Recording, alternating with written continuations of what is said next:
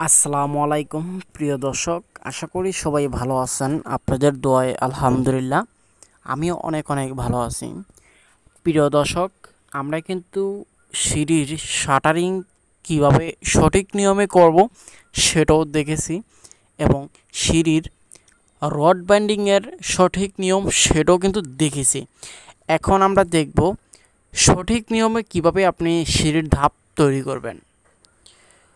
আজকে কিন্তু আমাদের এখানে কিন্তু প্রচণ্ড পরিমাণ বৃষ্টি, কিছুক্ষণ পরপরই কিন্তু বৃষ্টি চলে আসে। এখানে ক্যামেরা ফিট করার সময় কিন্তু বৃষ্টি, যে দেখেন উপরে পলিথিনের ছানি দিয়ে কিন্তু আমাদের এই ঢালাইটা দেওয়ার প্রস্তুতি নেওয়া হয়েছে। যেহেতু ঢালাই মিক্সার করা হয়ে গেছে, সেক্ষেত্রে এখন দাবগুলো আটকালে কিন্তু হয়ে যাবে। তো এখানে আমার উপরের দাবটা মেরে এখন নিচের যে দাবটা আছে সেই দাবটা হলো মারার প্রস্তুতি হবে।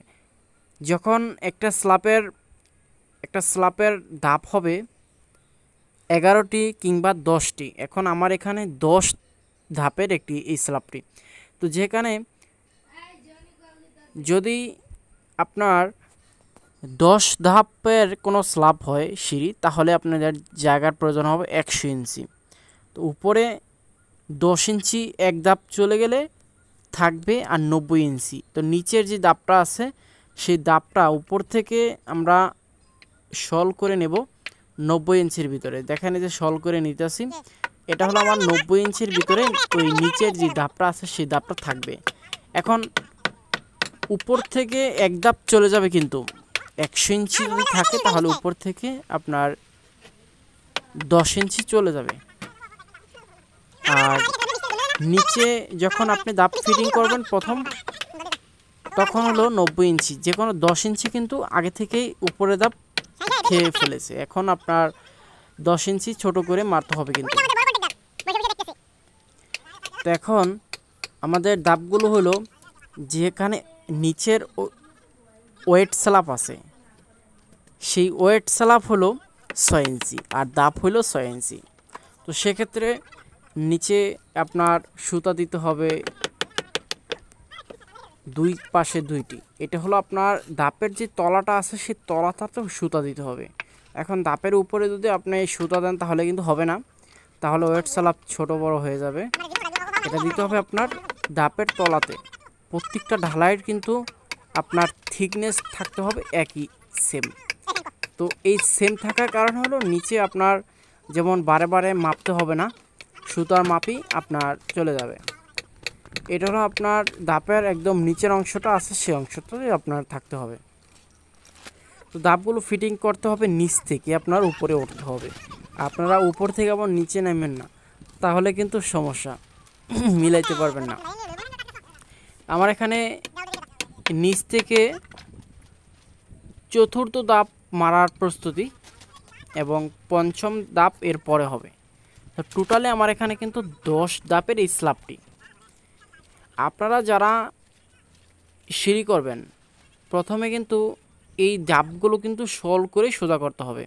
আর প্রত্যেকটা মাপ হবে হলো, প্রথম যেই উপরের যেই ধাপটা আছে উপরের একদম ভিতর থেকে মাপ হবে নিচের যে ধাপটা আছে সেটার ভিতর পর্যন্ত।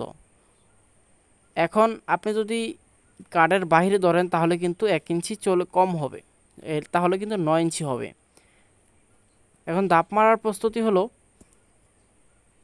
আমার এখানে কিন্তু প্রচণ্ড পরিমাণ বৃষ্টি। তো সেক্ষেত্রে উপরের যে প্রথম দাপের যে ভিডিওটা সেই ভিডিওটা করার সময় কিন্তু আমাদের এখানে বৃষ্টি চলে আসছে। খুব কষ্ট করে উপরে ধাপটা মারা হয়েছে বৃষ্টির ভিতরে। উপরে পলিথিনের ছানি আছে, যথেষ্ট পরিমাণ কষ্ট হয়েছে আজকে, আপনাদের বলে আমি বুঝাতে পারবো না সেটা।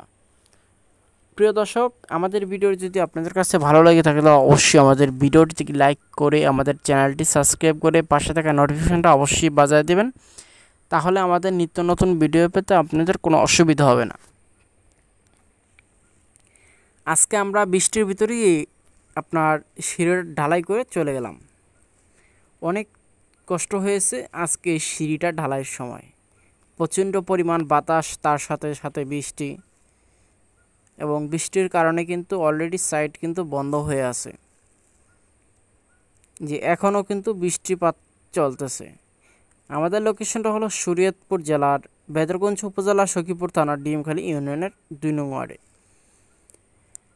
আরেকটি কথা হলো, আমাদের দিয়ে যদি আপনারা সিঁড়ি, রাউন্ড সিঁড়ি এবং ব্যালকনির 3-4 ডিজাইন, যে কোনো ডিজাইন যদি বিল্ডিংয়ের করতে চান, পোর্টসের বা সিলিংয়ের ফুলের ডিজাইন করতে চান, তাহলে অবশ্যই আমাদের স্ক্রিনে দেওয়া নাম্বারে যোগাযোগ করবেন। তাহলে আপনাদের সাথে আমাদের কথা বলার সুবিধাটা ভালো হয়ে যাবে।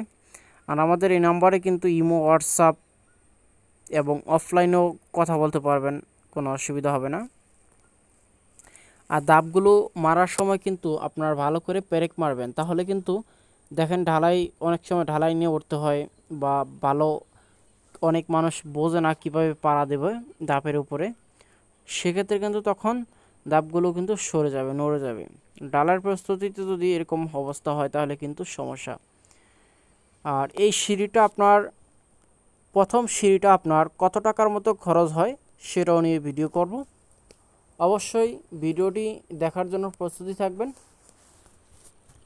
আর আপনাদের যদি এক ভিডিওতে যদি আপনাদের সব বলে দিই তাহলে আপনাদের ভিডিওটাও লং হয়ে যাবে আর আপনাদের বুঝতেও কিন্তু সমস্যা হবে। আমাদের নিয়ম হলো, যেই ক্যাটাগরির সময় ওই ক্যাটাগরির শুধু ওই ক্যাটাগরির কথা বলতে হবে আর ওই ক্যাটাগরিরই কাজ দেখাইতে হবে। এখন আপনাদের যদি আমি, এখানে কিন্তু একটা সিঁড়িতে কিন্তু 4টা পার্ট হয়। প্রথম পার্ট হলো এই সিঁড়িটার শাটারিং, পরের পার্ট হলো সিঁড়ির রড ব্যান্ডিং, পরের কাজ হলো সিঁড়ির ধাপ তৈরি করা। এখন যদি তিনোটা মিক্স করে যদি আপনাদের দেখাইতাম, এখন ধরেন এটাতে 11 মিনিট হয়ে গেছে, 12 মিনিট, তখন নর্মালি এটা যদি 10 মিনিট হইতো, সিঁড়ির রড ব্যান্ডিংয়েরটা আরও 8 মিনিট হইতো, আবার শাটারিংয়েরটা আরও 8 মিনিট হইতো, তাহলে কিন্তু আপনাদের বুঝতে অনেকই অসুবিধা হইতো। তাই আমি পার্ট পার্ট ভিডিও করে দিতেছি আপনাদের সুবিধার জন্য। এখন যদি আপনাদের অসুবিধা হয় সেটাও আমাদের বলবেন, আমরা বুঝতে পারবো কোন জায়গায় আপনাদের সমস্যা। আর এই সিঁড়িতে যদি আপনারা কাজটা শিখতে পারেন তাহলে কিন্তু আমার কাছে অনেক ভালো লাগবে। যারা যারা আমাদের ভিডিও দেখে কাজ শিখতে পারেন তারা অবশ্যই কমেন্ট করে জানাবেন আপনাদের মতামত। যদি ভাইয়া এই সিঁড়িতে কোনো ভুল ত্রুটি হয়ে থাকে তাহলে অবশ্যই তাও জানাবেন, আমি আপনাদের থেকেও শিখতে পারি।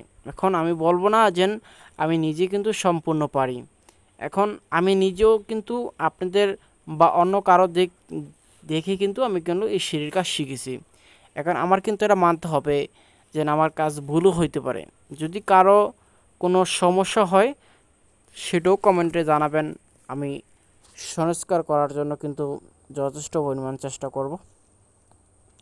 প্রিয় দর্শক, আজকে প্রস্তুতি নিতেছি শুধু সিঁড়িটা শাটারিং করে, এই ধাপগুলো তৈরি করে তারপরে কিন্তু আমরা ঢালাই করে চলে যাব।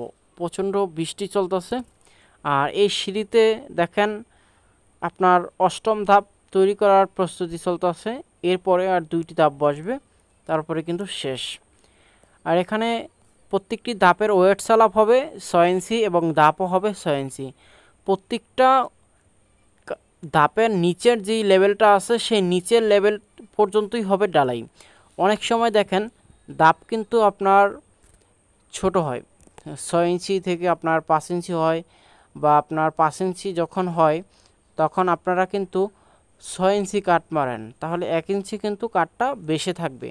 অনেক সময় দেখি আমি সবাই কিন্তু 6 ইঞ্চি যে কাটটা আছে 6 ইঞ্চি ঢালাই করার জন্য ওই কাটটাকে আপনারা ফুল ঢালাই করে দেন। ফুল ঢালাই করার পরে কিন্তু নিচেরটা আপনারা ফুল ঢালাই করেন আর উপরে যে কাটটা আছে সেই কাটটা কিন্তু 1 ইঞ্চি নিচে চলে যায়, তাহলে কিন্তু আপনার দাপটা কিন্তু সেই আগের লেভেলেই থাকবে, 5 ইঞ্চি কিন্তু 6 ইঞ্চি হবে না, শুধু উপরের কাটটা 1 ইঞ্চি ভিতরে চলে যাবে।